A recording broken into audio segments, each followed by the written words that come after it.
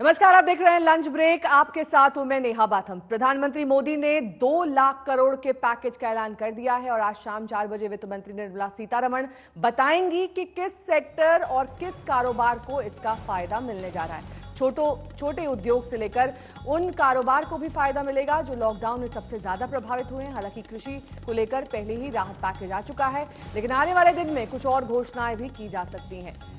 अप्रैल से जून तक सैलरी सुनिश्चित करने का प्लान भी संभव बताया जा रहा है। एमएसएमई सेक्टर के लिए खासतौर पर घोषणाएं की जा सकती हैं। 15,000 से कम सैलरी वाले के पीएफ में विशेष योगदान संभव हो सकता है। रजिस्टर्ड कंपनियों को 20% अतिरिक्त लोन दिया जा सकता है। ये तमाम कयास लगाए जा रहे हैं। आज के ऐलान को लेकर 3 साल तक रिटर्न फाइल करने वाली कंपनियों को खास राहत दी जा सकती है। स्पेशल क्रेडिट गारंटी स्कीम की घोषणा भी आज 4 बजे संभव है।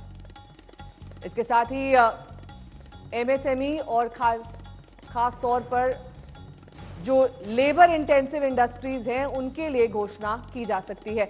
अंशुमन तिवारी इस वक्त हमारे साथ जुड़ गए हैं, इंडिया टुडे के एडिटर। अंशुमन जी, जो आज 4 बजे प्रेस कॉन्फ्रेंस करेंगी वित्त मंत्री निर्मला सीतारमण, क्या माना जा रहा है? डिटेल प्लान होगा या फिर मोटे तौर पर वो बताएंगी कि कहां राहत की घोषणा की जाने वाली है और कहां पर किस तरीके से फायदा पहुंचाया जाएगा? क्योंकि अब उम्मीद भरी नजरें सब निर्मला सीतारमण पर टिक गई हैं। कल हालांकि राहत पैकेज की घोषणा की गई, लेकिन आज फाइन प्रिंट आने वाला है। जी, स्वाभाविक सी बात है। कल प्रधानमंत्री ने कहा कि जो 20 लाख करोड़ का राहत पैकेज है, जिसमें करीब 7 से 7.5 लाख करोड़ रुपए पहले ही जारी हो चुके हैं। इसमें रिजर्व बैंक से जो पैसा आना था वो सिस्टम में आ चुका है, करीब 4-4.5 लाख करोड़ रुपए का, और 1.7 लाख करोड़ का पैकेज मार्च अप्रैल में ही लॉकडाउन शुरू होते समय दे दिया गया था। तो अब सारी निगाहें 13.5 लाख करोड़ रुपए के पैकेज पर हैं कि वो पैकेज कितना वास्तविक रूप से बजट से दिया जाएगा और कितना सुविधाओं के तौर पर दिया जाएगा। यदि प्रधानमंत्री की बात को पे ध्यान दें तो उन्होंने कहा था कि इसे क्रमशः बताया जाएगा। तो शायद वित्त मंत्री आज किसी एक खास सेक्टर के लिए महत्वपूर्ण घोषणाएं कर सकती हैं। जैसे कि संभावना है कि वो शायद छोटे उद्योगों की तरफ आज निगाह दौड़ाएंगी और उनके लिए कुछ घोषणाएं करेंगी। इस बात की भी संभावना है कि शायद माइग्रेंट लेबर्स के लिए भी कुछ घोषणाएं की जा सकें, जिसमें कुछ डायरेक्ट कैश ट्रांसफर जैसी व्यवस्थाएं हो सकती हैं। पर छोटे उद्योगों को लेकर लगातार चर्चा चल रही है और लगातार उनकी तरफ से मांग भी आ रही है कि उन्हें मदद दी जाए। वो मदद किस स्वरूप में होगी? वो मदद उनको एम्पावर करने के तौर पर होगी, नीतिगत सुविधाएं बढ़ाने के लिए होगी, फैसिलिटेशंस बढ़ाने के लिए होगी, या सीधे उनको पैसा देने की होगी? ये देखना होगा, क्योंकि क्रेडिट गारंटी स्कीम की चर्चा लंबे समय से चल रही है। उद्योगों का कहना भी है कि उन्हें वो जब बैंक के पास कर्ज लेने जाते हैं तो उन्हें गारंटी की समस्या होती है। तो सरकार उनके बदले उन्हें गारंटी देने की क्या कोशिश करेगी, उस स्कीम का विस्तृत प्रारूप क्या होगा, बैंक उस गारंटी स्कीम को कैसे लेंगे, बैंक उसके आधार पर क्या छोटे उद्योगों को कर्ज देना शुरू करेंगे? इन सारे सवालों के कुछ संकेत, कुछ जवाब आज हमें शायद वित्त मंत्री की प्रेस कॉन्फ्रेंस में मिलने चाहिए। आपके पास लौटेंगे अंशुमन जी, लेकिन इस बीच जो राहत पैकेज की घोषणा कल प्रधानमंत्री अपने संबोधन में कर चुके हैं, वो आपको सुना देते हैं कि किस तरीके से प्रधानमंत्री ने इसका ऐलान किया। इसको जीडीपी का 10% हिस्सा बताया। कोरोना संकट का सामना करते हुए नए संकल्प के साथ मैं आज एक विशेष आर्थिक पैकेज की घोषणा कर रहा हूं। यह आर्थिक पैकेज आत्मनिर्भर भारत अभियान की अहम कड़ी के तौर पर काम करेगा। साथियों, हाल में सरकार ने कोरोना संकट से जुड़ी जो आर्थिक घोषणाएं की थी, जो रिजर्व बैंक के फैसले थे, और आज जिस आर्थिक पैकेज का ऐलान हो रहा है, उसे जोड़ दें तो ये करीब 20 लाख करोड़ रुपए का है। 20 लाख करोड़ रुपए का है। ये पैकेज भारत की जीडीपी का करीब 10% है। अंशुमन जी लगातार हमारे साथ बने हुए हैं। अंशुमन जी, जब पिछली बार कृषि सेक्टर के लिए राहत पैकेज की घोषणा हुई थी तब ये कहा जा रहा था कि विस्तृत प्रारूप की कहीं ना कहीं कमी है, जमीनी स्तर पर इसे कैसे लागू किया जाएगा, किसानों को कैसे फायदा पहुंचेगा, ये कहीं नहीं मेंशन किया गया था। क्या आज जो प्रेस कॉन्फ्रेंस होने वाली है उसमें डिटेल प्लानिंग बताई जाएगी? ये कहा जाएगा कि कौन सी इंडस्ट्रीज हैं, किस तरीके से जो सबसे निचले तबका है, जो सबसे निचला वर्ग है, उस तक कैसे फायदा पहुंच सकेगा? क्योंकि अभी भी इंडस्ट्रीज खुली नहीं है और ना ये बताया गया कि कौन सी इंडस्ट्रीज खुलने वाली है लॉकडाउन पार्ट 4 में। जी, क्योंकि नेहा ये विशेष परिस्थिति है। सामान्य दिनों में जो पैकेज आते हैं, जो पैकेज हमने पिछले साल आते हुए देखे, पिछले एक साल में कम से कम 6-7 बड़े पैकेजेस अलग अलग उद्योगों के लिए आ चुके हैं। इंफ्रास्ट्रक्चर के लिए, इंडस्ट्री के लिए, एमएसएमई के लिए, रियल एस्टेट के लिए वो पैकेजेस पिछले साल आते रहे हैं, जो बजट का हिस्सा है, कुछ बजट से बाहर का हिस्सा होते हैं। ये एक विशेष परिस्थिति है। यहाँ इस पैकेज और उन पैकेजेस में क्या फर्क होगा, ये आज हमें समझ में आएगा कि कितना टारगेटेड हो सकता है, क्योंकि छोटे उद्योगों का आकार बहुत बड़ा है। अगर हम ताजे आंकड़े देखें तो सरकार के बैंक जितना कर्ज बांटते हैं उसमें छोटे उद्योगों की हिस्सेदारी केवल 6 से 7% है। लगभग 56 से 57% बैंक का जो इस समय का कर्ज है वो बड़े उद्योगों के पास है। बड़े उद्योगों को अलग तरह से पैकेज चाहिए, क्योंकि वहां रोजगार में कटौतियां हो रही हैं, वहां पे कामकाज बंद हो रहे हैं, और छोटे उद्योगों की समस्याएं अलग तरीके की हैं। इन दोनों के बीच क्या संतुलन स्थापित किया जाएगा? क्या इंडस्ट्री स्पेसिफिक पैकेज आएगा? ये सारे उद्योगों के लिए एक समग्र स्कीम आएगी क्रेडिट गारंटी की, कि जिसको कर्ज लेना हो वो बैंक के पास जाए और सरकार उसे गारंटी देकर कर्ज दिलवा देगी? इस तरीके की स्कीम आएगी। और अगर ये आएगी तो इसके असर भी उतने ही बड़े मैक्रो आधार पर होंगे, व्यापक आधार पर टारगेटेड असर कितने होंगे ये हमें समझना होगा। तो बीते लॉकडाउन में हमने देखा कि कैसे उद्योग बंद हो गए हैं, लेकिन किस सेक्टर को कितना नुकसान हुआ है ये आपको दिखा देते हैं। पर्यटन उद्योग को करीब 10 लाख करोड़ का आर्थिक नुकसान हुआ है, वहीं रिटेल सेक्टर को 5.5 लाख करोड़ का नुकसान हुआ है। इसी तरह से तमाम सेक्टर्स हैं, एमएसएमई की बात कर लें 3 लाख करोड़ का इसे नुकसान बताया जा रहा है। एक वायरस ने दुनिया को हिलाकर रख दिया है। विश्व में करोड़ों जिंदगियों को संकट का सामना करना पड़ रहा है। सारी दुनिया जिंदगी बचाने की जंग में जुटी है। इस कोरोना काल में भारत को अपनी नई पहचान बनानी है और इसीलिए प्रधानमंत्री मोदी ने आत्मनिर्भर भारत का मंत्र दिया है।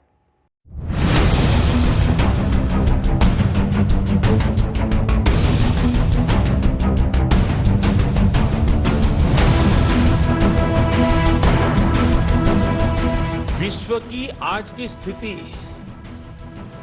हमें सिखाती है कि इसका मार्ग एक ही है, आत्मनिर्भर भारत। कोरोना से जंग बड़ी है और तगड़ी भी है। लॉकडाउन ने दुनिया को झकझोर कर रख दिया है, लेकिन भारत लड़ना जानता है।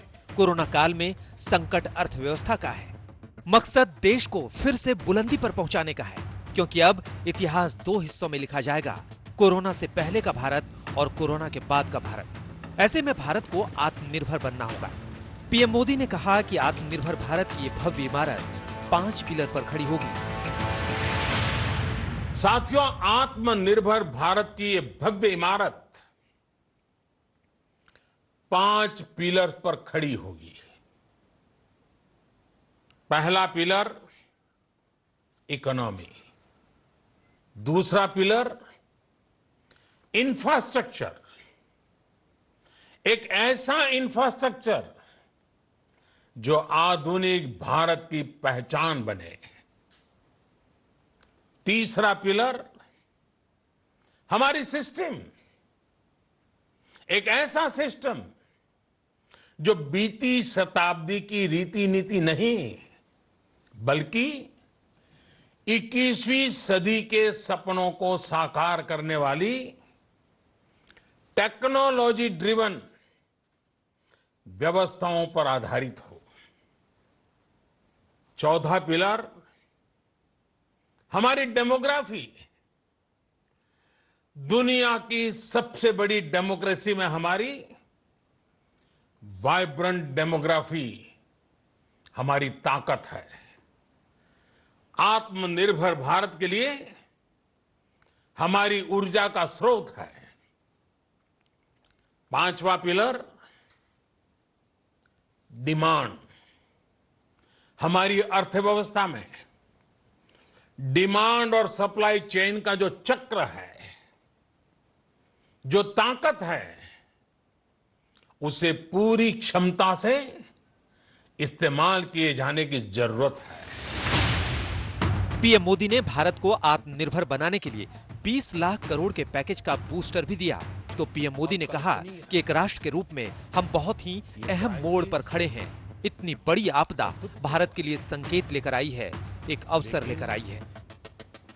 थकना, हारना, टूटना, बिखरना मानव को मंजूर नहीं है।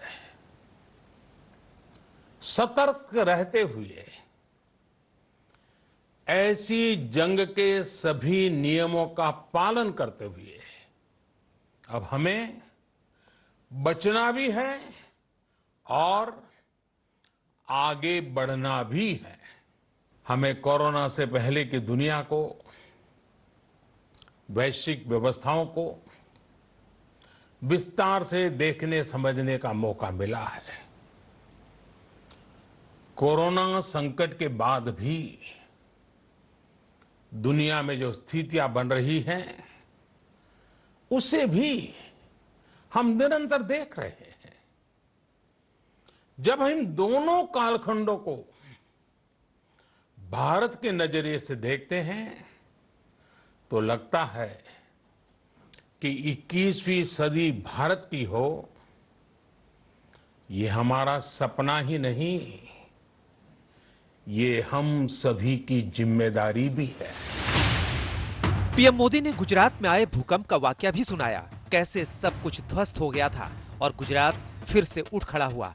ऐसे ही भारत कोरोना को हराकर दुनिया को दिखा देगा कि हर हिंदुस्तानी में लड़ने की महाशक्ति है। मैंने अपनी आंखों के सामने कच्छ भूकंप के वो दिन देखे हैं। हर तरफ सिर्फ मलबा ही मलबा, सब कुछ ध्वस्त हो गया था।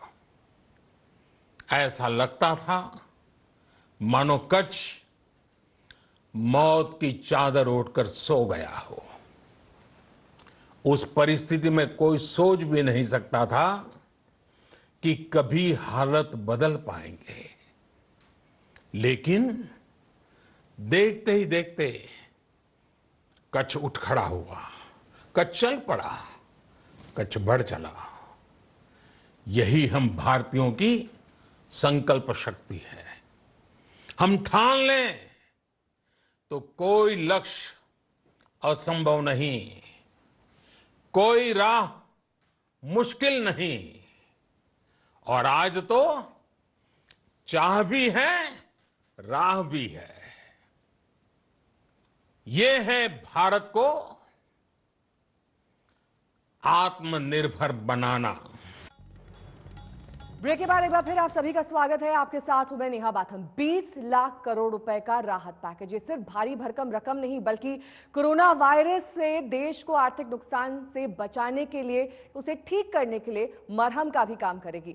पीएम नरेंद्र मोदी ने कल 20 लाख करोड़ रुपए के कोरोना राहत पैकेज का ऐलान तो कर दिया, लेकिन अब से ठीक 2.5 घंटे बाद यानी कि शाम 4 बजे वित्त मंत्री निर्मला सीतारमण बताएंगी कि 20 लाख करोड़ में किसको क्या और कितना लाभ मिलने वाला है। इस बड़ी खबर पर हमारी मेगा कवरेज जारी रहेगी। हम अपने संवाददाताओं और आर्थिक विशेषज्ञों से भी बात करेंगे और आपको बताएंगे कि वित्त मंत्री के पिटारे में क्या हो सकता है। लेकिन पहले देखिए ये रिपोर्ट।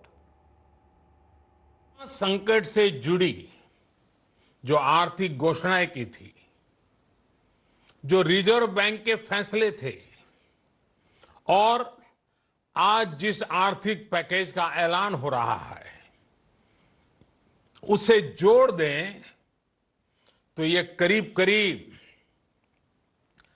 20 लाख करोड़ रुपए का है। 20 लाख करोड़ रुपए का है। ये पैकेज भारत की जीडीपी का करीब करीब 10% है। कल से शुरू करके आने वाले कुछ दिनों तक वित्त मंत्री जी द्वारा आपको आत्मनिर्भर भारत अभियान से प्रेरित इस आर्थिक पैकेज की विस्तार से जानकारी दी जाएगी।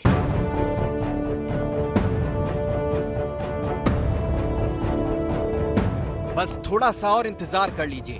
कोरोना राहत के लिए घोषित 20 लाख करोड़ में आपके हिस्से क्या आएगा, थोड़ी देर में इससे पर्दा उठने वाला है। वित्त मंत्री निर्मला सीतारमण शाम 4 बजे प्रेस कॉन्फ्रेंस कर आर्थिक पैकेज के बारे में जानकारी देंगी। कल प्राइम मिनिस्टर नरेंद्र मोदी ने 20 लाख करोड़ रुपए के पैकेज की घोषणा करी थी, जो कि हिंदुस्तान की जीडीपी का 10% है। आज निर्मला सीतारमण बताएंगी कि किस सेक्टर को क्या मिलेगा। इंडस्ट्री काफी खुश है इससे। इंडस्ट्री को लगता है कि जो उनकी उम्मीदें थी, जो उनकी मांगे थी, उससे कहीं ज्यादा सरकार ने दिया है। अब देखना यह है कि किस सेक्टर को कितना मिलता है और इससे इकोनॉमी में कितनी बढ़त होती है। माना जा रहा है कि 20 लाख करोड़ के खास पैकेज में ज्यादा तवज्जो एमएसएमई सेक्टर को मिलने वाली है, क्योंकि इसी सेक्टर में रोजगार की संभावना ज्यादा होती है। लॉकडाउन की वजह से सब कुछ बंद है, इससे अर्थव्यवस्था की रफ्तार सुस्त पड़ चुकी है। आज का अनाउंसमेंट एमएसएमई सेक्टर के लिए होगा। जितने भी स्मॉल और मीडियम बिजनेसेस हैं, उनकी गारंटी अब सरकार लेगी। यानी कि एक स्कीम लॉन्च करी जाएगी, जिसके तहत अगर कोई स्मॉल या मीडियम बिजनेसमैन बैंक से जाके क्रेडिट या लोन मांगता है, तो उसकी गारंटी सरकार की तरफ से होगी। इससे फायदा ये होगा कि इनके पास जो ये बिजनेसेस हैं, इनके पास काफी कैश होगा। इस समय सबसे बड़ा झटका जो लगा है वो इन एमएसएमई सेक्टर को लगा है, क्योंकि पिछले 50 दिनों से ना प्रोडक्ट बना है और ना ही कोई बिक्री हुई है। ये पैकेज कितना बड़ा है, जरा इसे भी समझ लीजिए। 20 लाख करोड़ देश की जीडीपी का करीब 10% है। 2020-21 के सालाना बजट का करीब 66% है। महाराष्ट्र जैसे बड़े राज्य के सालाना बजट का करीब 4 गुना है। देश रक्षा बजट का करीब 6 गुना है। देश के स्वास्थ्य बजट का करीब 30 गुना है। पाकिस्तान के सालाना बजट का करीब 6 गुना है। तो थोड़ा इंतजार कीजिए, 20 लाख करोड़ के पैकेज में क्या है, इससे पर्दा हटने ही वाला है। दिल्ली से ऐश्वर्या पालीवाल के साथ आज तक ब्यूरो। हमारे साथ 2 खास मेहमान और जुड़ गए हैं। अंशुमन तिवारी जी पहले से हमारे साथ जुड़े हुए थे, लेकिन अब हमारे साथ बिजनेस टुडे के एडिटर राजीव दुबे जुड़ गए हैं और साथ ही एसोचैम के वाइस प्रेसिडेंट वेद जैन जी जुड़ गए हैं। वेद जी, आपसे मेरा सवाल ये नहीं होगा कि इस राहत पैकेज से कितना फायदा होने वाला है, लेकिन मैं ये जरूर जानना चाहूंगी कि क्या ये काफी है, क्योंकि कुछ आंकड़े हमारे पास हैं। अगर हम उन आंकड़ों पर नजर डाल लें, क्योंकि ये एक सर्वे कराया गया था करीब 11 स्टेट्स में अजीम प्रेमजी यूनिवर्सिटी की तरफ से, जिसमें इस वक्त कुल 67% वर्कफोर्स अनएम्प्लॉयड है, जिसमें 57% वर्कफोर्स रूरल एरिया से आती है। और अगर अर्बन एरिया की बात कर लें तो 10 में से 8 लोग अपना जॉब खो चुके हैं। ये सर्वे में सामने आया था, जिसमें दिल्ली, गुजरात और महाराष्ट्र में भी ये सर्वे किया गया था। क्या ये राहत पैकेज काफी है वापस अर्थव्यवस्था को पटरी पर लाने के लिए? नेहा जी, देखिए, 2 बातें बड़े ध्यान में रखने की जरूरत है कि पैकेज का कितना टोटल है 20 लाख करोड़, और भारतवर्ष का सालाना बजट 20 लाख करोड़ होता है। तो ये कहना कि पैकेज कम रहेगा, देखते हुए जो रिपोर्ट और आई है, तो मैं ये कहूंगा नहीं, पैकेज पूरा है। 20 लाख करोड़ एक बहुत बड़ा अपने आप में अमाउंट होता है, और 10% आज की डेट में जो भारत का जीडीपी 200 लाख करोड़ है, उसका 10% है। तो अपना आप में पैकेज की जो वैल्यू है, जो उसकी क्वांटम है, वो बहुत सफिशिएंट और अच्छा है। सवाल इस बात का है कि इस पैकेज से किसको, किस सेक्टर को क्या दिया जाएगा, किस रूप में दिया जाएगा। प्रधानमंत्री जी ने कल जब घोषणा की तो उन्होंने कहा कि 20 लाख में से लगभग 6 लाख करोड़ का पैकेज ऑलरेडी दिया जा चुका है, जो निर्मला सीतारमण जी ने 1,70,000 करोड़ गरीबों के लिए बांटा था। Reserve bank of India credit release किया था, उसको किया था। सवाल ये आएगा कि इस पैकेज में जो बैलेंस अमाउंट जो 14 लाख करोड़ रुपए आज बांटने की बात हो रही है, उसमें किस तरह से दिया जाएगा। क्या जो आज की डेट में जो माइग्रेंट लेबर्स है, जो वेजेस है, उनको रिइंबर्स किया जाएगा या उनके अकाउंट में डायरेक्ट पैसा दिया जाएगा। प्रधानमंत्री जी ने बातें की, 4 क्षेत्र की बात की, लेबर की भी बात की, फार्मर की भी बात की, आर्टिसन की बात की, रेडी वाले की भी बात की। अब उनकी जेब की पॉकेट में पैसा कैसे पहुंचाया जाएगा, ये अपने आप में देखने वाली बात है। एमएसएमई सेक्टर, जैसे आपने कहा, आज की डेट में बहुत मुश्किल से गुजर रहा है। MSME sector day to day flow पे डिपेंड करता है, और उनका 1.5 महीने से लगभग बिल्कुल आज की डेट में फ्लो बंद है। तो उनका सर्वाइवल के लिए कैसे पैकेज दिया जाएगा। एक तो जैसे हम सोच रहे हैं, जैसे लोग कह रहे हैं कि शायद बैंक का इजी फाइनेंस होगा, 3 लाख करोड़ रुपए का जो फाइनेंस उनको दिया जाएगा, और सरकार उसकी बैंक गारंटी देगी, सरकार गारंटी देगी उसकी तरफ से। तो हो सकता है ये अच्छा पैकेज हो, लेकिन ये डिटेल आने पे पता लगेगा कि ये कितना इफेक्टिव होगा। लेकिन अमाउंट को देखते हुए मैं कहूंगा 20 लाख करोड़ रुपया जो 10% जीडीपी का एक अच्छा बड़ा पैकेज है। जी, एसोचैम की तरफ से भी रिकमेंडेशंस भेजी गई हैं कि किस तरीके से अर्थव्यवस्था की बदहाली को सुधारा जा सकता है, क्योंकि फिक्की और सीआईआई की तरफ से तो हमने ये पहल देखी है। नहीं, देखिए सुधारा तो जा ही सकता है और काफी स्थिति सुधर सकती है, और ये इस समय की बहुत बड़ी जरूरत थी कि फिस्कल ये पैकेज दिया जाए, स्टिमुलस पैकेज दिया जाए।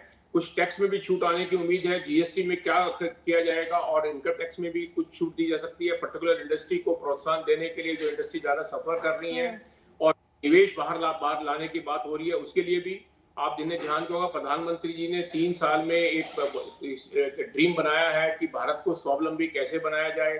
ठीक है, आत्मनिर्भरता का कल भी उन्होंने बात कही अपने इस संबोधन में। राजीव दुबे जी हमारे साथ जुड़े हुए हैं। राजीव जी, जो 30 लाख करोड़ जिसका प्रोविजन बजट में किया गया है, 20 लाख करोड़ उसी का हिस्सा है या उससे अलग है?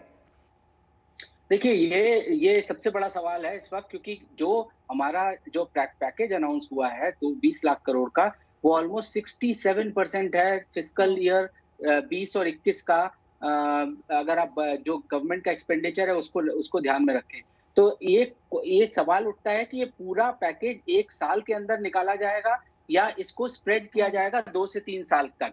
मुझे जहां तक लग रहा है ये 2 साल कम से कम और मिनिमम 2.5 से 3 साल तक इसको स्प्रेड किया जाएगा, क्योंकि 20 लाख करोड़ को इस साल के बजट में से निकालना प्रैक्टिकली इम्पॉसिबल है, क्योंकि जो प्रोविजन किया गया है एडिशनल लोन लेने का गवर्नमेंट ऑफ इंडिया की तरफ से, वो सिर्फ 4.2 लाख करोड़ एडिशनल लोन लेने की का प्रोविजन है।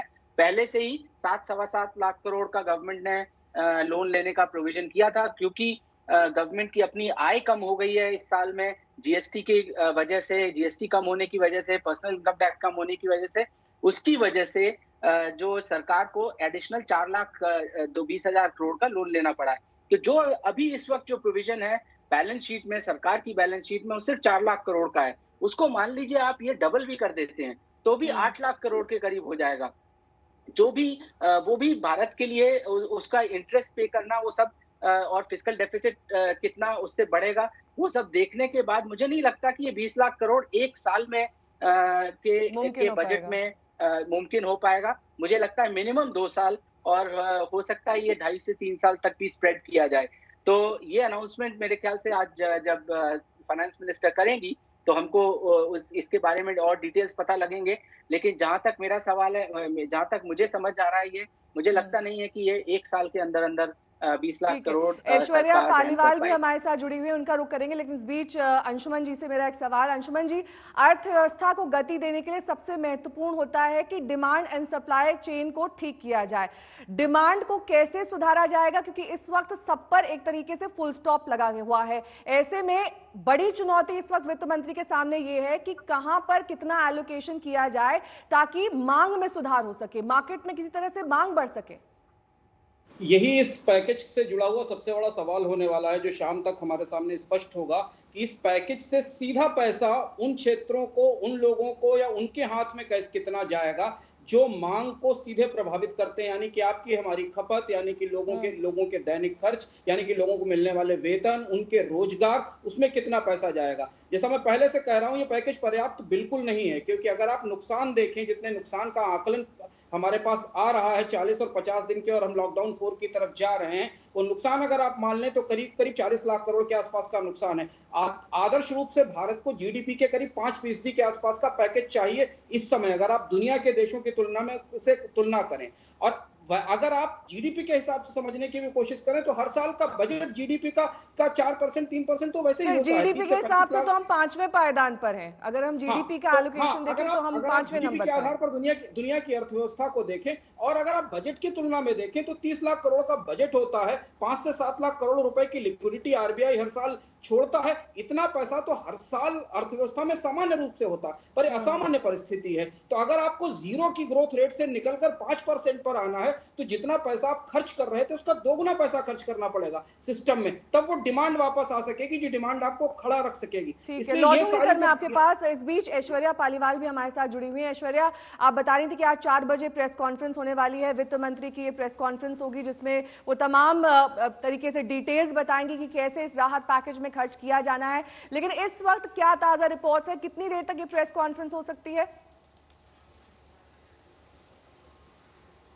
देखिए, अभी जो हमें पता चल रहा है ये प्रेस कॉन्फ्रेंस लगभग 1 घंटे की होगी, क्योंकि इस पे जो फाइन प्रिंट है वो बताया जाएगा। इस समय ये बताया जाएगा कि एमएसएमई सेक्टर को कितना मिलेगा और किस तरीके से मिलेगा। देखिए, सूत्रों के हवाले से मालूम चला है कि अभी तक 1 लाख करोड़ का जो फिगर है वो सामने आया है, उतना पैसा एमएसएमई सेक्टर को दिया जाएगा। इसके साथ साथ सरकार एक बहुत महत्वपूर्ण काम करेगी, वो है एक बैंक क्रेडिट स्कीम। यानी कि अगर आप एक छोटे व्यापारी हैं, अगर आपका स्मॉल या बिजनेस है, अगर आप जाना चाहते हैं बैंक के पास, बिकॉज आप ये समझिए कि बैंक इस समय पैसा नहीं दे रहा है, क्रेडिट लोन नहीं दिया जा रहा है। जब सरकार लेगी, सरकार बोलेगी कि आप दीजिए पैसा, हम खड़े हैं पीछे, तो उन लोगों को कैश दिया जाएगा। कैश की इस समय सबसे ज्यादा आवश्यकता है। लौटूंगी मैं आपके पास ऐश्वर्या। अंशुमन जी, यहाँ आप अपनी बात भी पूरी कर लिए, और एक सवाल मेरा और जुड़ा हुआ है, वो ये कि अक्सर इस तरह की जब परिस्थिति आती है, जब देश में अर्थव्यवस्था को पटरी पर लाना होता है, खर्च ज्यादा हो जाता है, तो मिडिल क्लास पर इसका बर्डन डाल दिया जाता है। कोविड सेस तक लगाने की बात बीच में उठी थी, क्या ऐसा हो सकता है?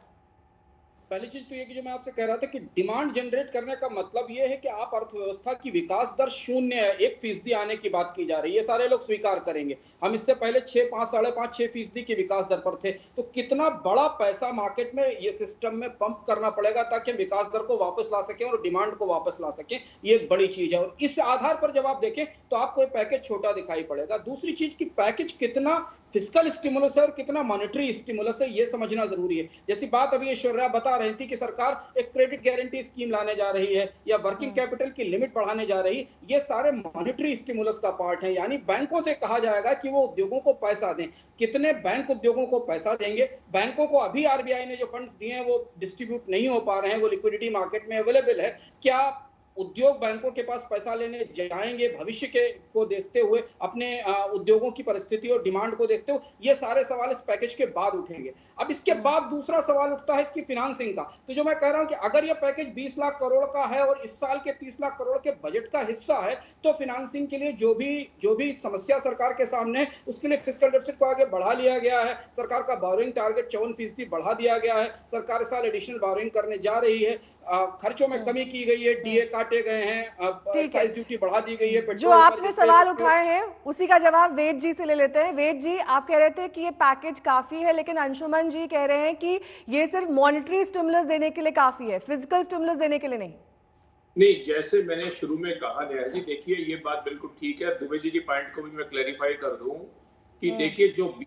लाख करोड़ की पैकेज की बात हो रही है, वो कह रहे 3 साल में स्प्रेड होगा। जब तक ये डिटेल नहीं आएगी कि इसके अंदर फिस्कल पैसेज कितना है, मॉनेटरी कितना है। अगर जैसे अभी अंशुमन जी कह रहे थे कि अगर एमएसएमई सेक्टर को 3 लाख करोड़ बैंक देंगे और गारंटी बैंक गवर्नमेंट देती है, तो उसका बजट के ऊपर कोई फर्क नहीं पड़ता, वो बैंक पैसा देंगे और एमएसएमई सेक्टर को पैसा जाएगा। अब रहा, आपने कहा कि 20 लाख करोड़ कम है और 40 लाख करोड़ होना चाहिए था। देखिए, सीमा कोई नहीं होती। अभी तक जो इंडस्ट्री और जितना भी हमारी डिमांड थी, वो प्री फिगर 14 लाख 15 लाख करोड़ के करीब आ रही थी। जो 14-15 लाख करोड़ की बात आ रही थी, वो सारा फिस्कल स्टिमुलस की बात आ रही थी, जिसमें इंडस्ट्री की डिमांड ये थी कि ये पैसा इंडस्ट्री को मिलना चाहिए। और इसके अंदर जो आरबीआई की जो पॉलिसी के अंदर जो पैसा जा रहा है और जो क्रेडिट के अंदर रिलीज हो रहा है, उस पैसे का जिक्र नहीं था। क्योंकि सवाल क्या है जो आपने पूछा, एमएसएमई सेक्टर के पास आज की डेट में कोई पैसा नहीं है किसी भी तरह का वेजेस देने का, ये नहीं करने का। मेरा इकोनॉमी के मामले में कहना है कि अगर ये सरकार पैसा डायरेक्टली आज की डेट में इंडस्ट्री के हाथ में दे दे और इंडस्ट्री इस पैसे को आगे वर्कर को देगी और कंजम्पशन बढ़ेगी वर्कर के हाथ में, तो डिमांड जनरेट हो जाएगी। ये इकोनॉमी को का, जब इकोनॉमी एक डिफिकल्ट फेज में गुजर रही है, ये कॉमन तरीका माना जाता है कि सरकार अपना खर्चा बढ़ाए और पंपिंग करे पैसे को। बहुत बहुत शुक्रिया।